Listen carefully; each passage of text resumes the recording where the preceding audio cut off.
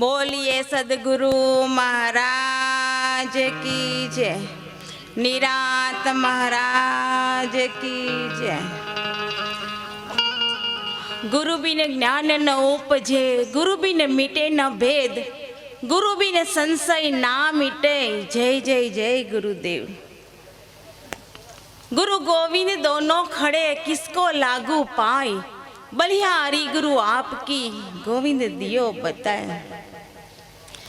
આજની આ પાવન ધરતી પર સુંદર મજાનું આયોજન મુકેશરામ મહારાજ ભીખારામ મહારાજના સાનિધ્યમાં સુંદર વ્યવસ્થા જોવા મળી। અરસ પરસ દર્શનનો આપણે સરસ મજાનો લાવો મળ્યો। આજે અહીંયા એ મુકેશરામ મહારાજના પરિવારને ખૂબ ખૂબ ધન્યવાદ। અહીંયા ડાયસ પર બિરાજમાન મહેન્દ્રામ મહારાજ અગાઉ ભીખારામ સદગુરુ શ્રી ભીખારામ મહારાજે કહી દીધું એમ કે આપણા નિરાજ એનજીબીએસ સંસ્થા છે એના વતી અયોધ્યાની અંદર પાવન ભૂમિમાં બધા સંતોની હાજરીમાં આપણી પણ હાજરી પુરાઈ, આપણું પણ ત્યાં નોંધ લેવાય। એવા મહેન્દ્રામ મહારાજના ચરણોમાં કોટી કોટી વંદન। સદગુરુ શ્રી ભીખારામ મહારાજ જેના લીધે હું ઊભી છું એવા ભીખારામ મહારાજ, ભક્તિરામ મહારાજ, ડાયરામ મહારાજ તથા જ્ઞાનપીઠ વિરાજમાન અન્ય મહાન સંતોના ચરણોમાં કોટી કોટી વંદન કરું છું। સંતો મહંતો ભક્તો ક્યાંય ક્યાંયથી વધાર્યા છે એ બધામાં રહેલા હે સચ્ચિદાનંદ પરમાત્મા ગુરુદેવ આપના ચરણોમાં કોટી કોટી વંદન કરું છું। બધા સંતોએ સરસ મજાની વાત આપણને સમજાવી છે કે ગુરુ વગર ઉદ્ધાર નથી, ગુરુ વગર આપણને શાન મળતી નથી, શાન ભાન મળતું નથી। અને આપણે ગુરુજી આપણને શાંતિ બતાવે છે, નિરાત। નિરાત એટલે શાંતિ। શાંતિ ક્યાં મળે એ આપણને સમજાવે છે, પણ આપણે શું કરીએ છીએ, ક્યાં શાંતિ શોધીએ છીએ? આપણને એમ થાય કે નાના હોય આપણા માતા પિતાના ત્યારે કે મારો બાળક મોટો થાય એટલે શાંતિ, બાળક મોટો થઈ જાય એટલે એને ભણવા મૂકીએ, સારી સ્કૂલમાં ભણવા મૂકીએ એટલે શાંતિ, સારું સારું ભણી સારો નંબર લાવે એટલે શાંતિ। પણ શાંતિ મળતી નથી, ક્ષણિક શાંતિ હોય છે, કાયમ માટેની શાંતિ મળતી નથી। તો શાંતિ ક્યાં મળશે?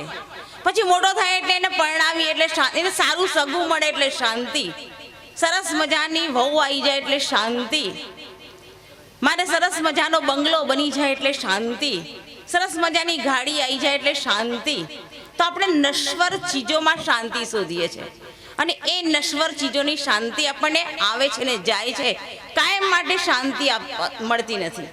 તો સાચી શાંતિ ક્યાં છે?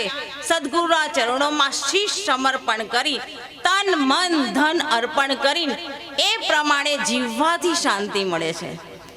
સદગુરુ મહારાજ તરફથી આપણા જીવનમાં જે મળે છે, જે મળે, છોકરો સારો મળ્યો આનંદ, પતિ સારો મળ્યો આનંદ, ના મળ્યો આનંદ, તો દરેક ગુરુ મહારાજ તરફથી આપણા કર્મોના લેણ દેણ પ્રમાણે જે જે મળે એમાં આનંદ। ગીતાજીમાં ગીતામાં કૃષ્ણ ભગવાને કીધું છે કે જે થઈ ગયું સારું થઈ ગયું, થાય છે સારું થશે અને પછી થવાનું છે પણ તારા માટે સારું જ થવાનું છે। તો આ જો જ્ઞાનનો બોધ આપણીશું તો સાચા અર્થમાં આપણને શાંતિ મળશે। પણ આપણને જે મળ્યું છે ને એની કિંમત નથી, અને જે નથી મળ્યું ને એ આ મળે તો સારું, આ મળે તો સારું, આમ થાય તો સારું।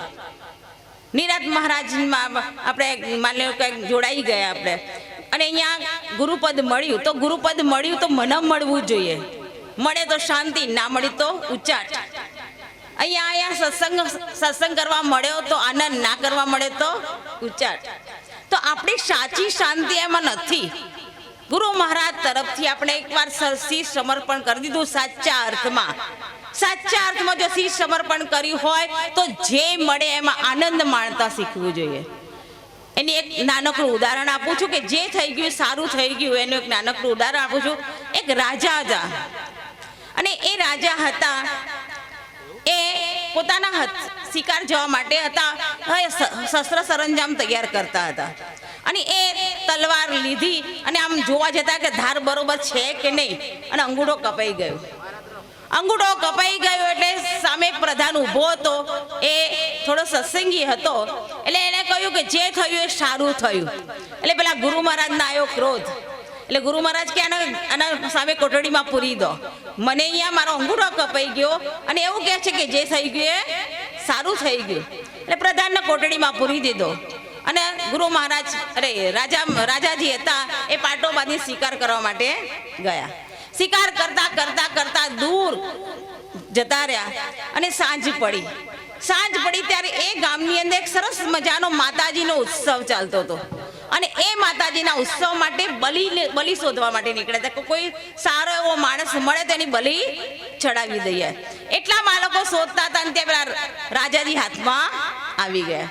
રાજાજીને પકડીને લઈ ગયા. રાજાજીને નવડાઈ ધોડાઈને તૈયાર કર્યા અને બલિ ચડાવવાની જેવી તૈયારી કરતા હતા.